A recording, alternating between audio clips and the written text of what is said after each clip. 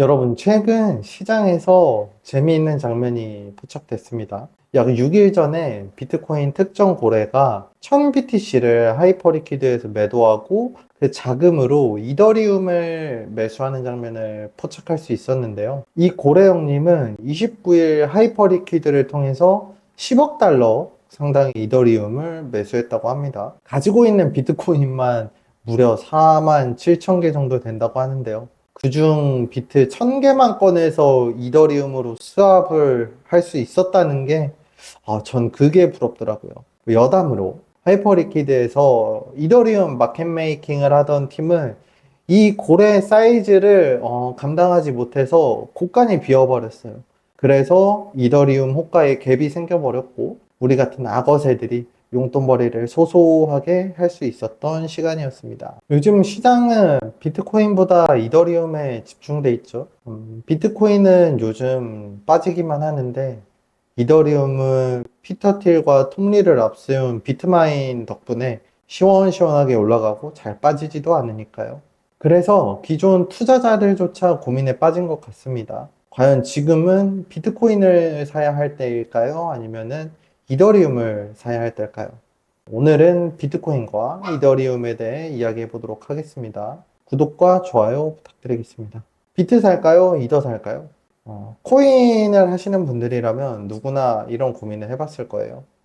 비트코인은 안정감 있어 보이지만 요즘 보면 답답해 보이는 건 좀 사실이죠. 거기에 더해서 옛날에 사뒀다면 부자가 될 수 있었겠지만 지금은 사실 비트코인으로 부자가 될 수 있을 거라는 생각은 못 합니다. 반면 요즘 이더리움의 움직임을 보면 우리가 잊고 있었던 그 지난날 화끈했던 날것의 코인판이 떠오르죠. 이더리움은 무궁무진한 성장성이 있긴 하지만 그만큼 리스크도 있습니다. 이 갈림길에서 중요한 건 단순히 뭐 사요? 이게 아니라 왜 비트코인이고 왜 이더리움인가를 조금 더 깊게 이해하는 것이 우선이 아닐까 합니다. 비트코인은 처음부터 디지털 금을 목표로 만들어졌어요. 정부나 은행이 찍어내는 화폐가 아니라 누구도 위조할 수 없고 누구도 통제할 수 없는, 그러니까 완전히 탈중앙화된 자산. 오늘날 비트코인은 인플레이션과 채권 발행 확대 시 해지 수단의 역할, 그리고 가치 저장 수단으로 자리 잡고 있고 미국의 주도하에 제도권 안전자산으로 자리매김하고 있죠. 반면 이더리움은 왜 태어났을까요?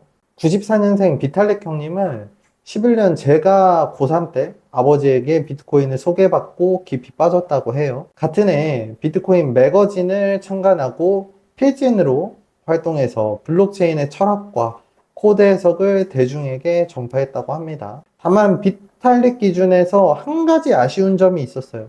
비트코인은 훌륭한 화폐지만 범용적인 프로그램은 담을 수 없다. 하지만 이 커뮤니티는 이 의견에 반대했습니다. 비트코인은 화폐면 충분하다 라고요. 최근 다시 화두에 오른 오브 리턴 같은 이슈에도 단순 송금 네트워크다 혹은 기술적 제한을 완화해야 된다, 이 두 진영 간의 대립이 계속되고 있죠. 근데 미국 상무부가 지난 28일이죠. 비트코인의 8월 GDP 데이터를 넣었습니다. 네. 해석은 각자 하시면 되겠고요. 아무튼 본론으로 돌아와서 비탈릭은 2013년 비트코인이 송금이라면 이더리움은 운영체제여야 한다 라는 아이디어를 필두로 백서를 씁니다. 그렇게 이더리움을 만들고 14년 프리세일 당시에 3만 1000 비트코인을 모았는데요. 이 중 상당량이 중국 자본, 중국 BTC 오지들한테서 나온 겁니다. 이제 모금과 거래소 상장 및 생태계 확장을 위해서 여러 차례 중국을 다녀왔었죠. 후에 코인 좀 딥하게 하시면 아실 만한 VC인 펜부씨의 설립도 비탈리기 파트너로 함께 했었고요. 이야기가 약간 삼천포로 빠지는 것 같아서 비탈릭의 모험이 궁금하신 분들이 있다면 댓글로 좀 남겨주세요. 수요가 좀 모이면 제가 비탈릭의 모험을 따로 만들어 보도록 하겠습니다. 그 결과로 태어난 게 이더리움이죠. 단순 송금을 넘어서 금융, 계약, 데이터, 게임, AI까지 모든 애플리케이션이 들어가는 세계의 컴퓨터. 즉 비트코인이 디지털 골드라면 이더리움은 디지털 화폐 플랫폼이라고 생각을 합니다. 비트코인은 처음부터 단순했어요. 2100만 개로 한정된 디지털 금, 인플레이션 시대의 안전자산. 이 서사는 누구나 직관적으로 이해할 수 있었고 기관에게도 꽤나 매력적인 이야기로 들렸죠. 반면 이더리움은 조금 복잡합니다. 스마트 컨트랙트, 디파이, NFT, 레이어 2 내러티브가 굉장히 복잡했고 투자자들도 쉽게 와닿지 않았죠. 결국 시장은 단순하고 명료한 비트코인의 스토리에 먼저 반응할 수밖에 없었던 거고요. 여기에 규제의 불확실성 또한 오랫동안 그림자를 드리웠어요. 비트코인은 일찍이 증권이 아니다라는 합의를 받았어요. SEC조차 비트코인을 상품으로 분류하고 제도권의 지위를 좀 보장했죠. 근데 이더리움은 ICO, 재단 물량, 스테이킹 구조 때문에 늘 증권일 수도 있다라는 논란에 시달렸어요. 이 모호함이 기관 자금 유입을 가로막는 가장 큰 장벽이고요. 토큰 이코노믹스도 사실 한몫했습니다. 비트코인은 발행량 2100만 개, 반감기라는 명확한 이벤트, 시간이 지날수록 희소해진다는 내러티브가 강력했죠. 반면 이더리움을 보면 발행에 상한이 없고 ICO와 재단 보유 물량, 업그레이드마다 달라지는 구조가 불신을 만들었습니다. 21년 수수료 소각이 도입되고 나서야 비로소 디플레이션 자산이라는 새로운 스토리가 만들어진 거고요. 경쟁의 존재도 빼놓을 수 없습니다. 사실 비트코인은 독보적이지만 이더리움은 늘 경쟁자에게 둘러싸여 있었어요.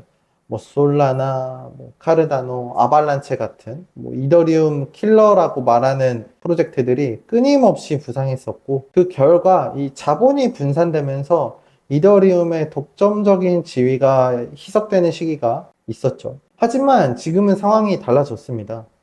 SEC는 최근 이더리움도 비트코인처럼 상품이라고 공식 신호를 보냈고요. 24년 ETF 승인, 25년에는 인카인드 창출 상환 방식까지 허용하면서 기관 투자자들이 들어오기 훨씬 쉬워졌습니다. 여기에 결정적인 뉴스가 더해졌는데요.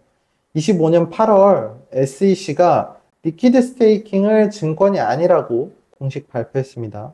이 영상을 보시는 분들 중 구할은 스테이킹은 그냥 스테이킹이지 리퀴드 스테이킹은 뭔데? 라고 할 수 있는데요. 간단하게 설명을 해보자면 내가 은행에 100만 원 정기예금을 넣어요. 이자는 나오지만 만기까지 돈은 못 꺼내죠. 이게 바로 기존의 이더리움 스테이킹이라면 이번엔 같은 은행에 100만 원을 넣었는데 은행이 예금 증서를 발행해 줬어요. 이 증서를 들고 다니면서 다른 가게에서 현금처럼 쓰거나 대출 담보로 맡기거나 투자에 재활용할 수 있게 됐어요. 거기에 더해 이 예금 증서는 이자가 붙기 때문에 시간이 갈수록 가치가 늘어나요. 이게 바로 리퀴드 스테이킹이에요. 무튼 이 LST는 이더리움 생태계를 살아 움직이게 하는 혈액인데 SEC에서 이를 증권이 아니라고 공식 발표를 한 거죠. 이 입장 표명 이후에 이더리움 가격은 단숨에 4,000달러를 돌파했고요. 기존에는 스테이킹은 증권일 수 있다라는 논란 때문에 이더리움이 제약을 받았지만 이제는 유동적인 스테이킹마저 제도권에서 인정받은 셈이죠. 약간 이거는 뇌피셜이긴 한데 이 비트마인의 톰 리가 월가 출신이니까 이 내용을 먼저 어떻게 듣고 이더리움 DAT를 한 게 아닌가 싶은 생각이 들기도 합니다. 그럼 여기서 두 자산의 출발점을 비교해 볼까요? 비트코인은 2008년 금융위기 직후 신뢰가 무너진 은행 시스템 바깥에서 태어난 디지털 금. 이더리움은 인터넷 시대의 새로운 확장 욕구에서 태어난 글로벌 컴퓨터라고 생각을 합니다. 그리고 25년 현재 비트코인은 ETF와 기관 자금 덕분에 제도권 안전자산의 자리를 굳혔다고 생각하고요. 이더리움은 레이어2 확장, 디파이, AI와의 결합을 통해서 성장 자산으로 체급을 키워가고 있는 중이라고 생각을 하고 있습니다. 이제 투자자의 시선으로 정리해 볼까요? 비트코인은 이제 꽤나 안정적인 자산입니다. 특히 금리 인하나 유동성 확대 같은 매크로 이벤트에서 가장 먼저 돈이 들어오는 통로가 되어주기도 하고요. 반대로 이더리움은 조금은 벤처 지분에 가깝다고 생각합니다. 네트워크가 확장될수록, 디파이가 커질수록, AI가 얹혀질수록 상승 잠재력은 더 커지게 되죠. 대신 그만큼 변동성도 클 테고요. 정리하면 이렇습니다. 비트코인은 안정성과 방어적 자산, 이더리움은 성장성과 공격적 자산이라고요. 그럼 지금 뭘 사야 될까요? 단기적 안정적으로 변동성 대응을 원한다면 저는 비트코인이 아직까지는 유리하다고 생각하고요. 중기적으로 금리 인하 사이클이 본격화되고 내가 온체인에서 여러 플레이를 할 자신이 있다 싶으면 저는 이더리움의 상승 베타가 더 크게 작용할 수 있다라고 생각을 합니다. 장기적으로는 결론이 분명하긴 하죠. 비트코인과 이더리움은 경쟁하는 게 아니라 보완제의 성격을 띄운다고 생각합니다. 비트코인은 디지털 준비 통화라고 생각하고요. 이더리움은 디지털 경제의 인프라라고 생각을 합니다. 둘 중 하나만 고르기보다는 성향에 따라 비중을 달리 가져가는 전략이 더 현명한 전략이 아닌가 싶습니다. 오늘은 비트코인을 살까, 이더리움을 살까에 대해 간단히 이야기해 보았는데요. 제가 내릴 수 있는 답은 결국 둘 다 필요하다는 거고, 비중의 차이가 투자자의 성향을 반영할 뿐이라고 생각합니다. 그래서 바이올 잘 하시고요. 오늘도 끝까지 들어주셔서 너무나 감사합니다. 구독과 좋아요 부탁드리겠습니다.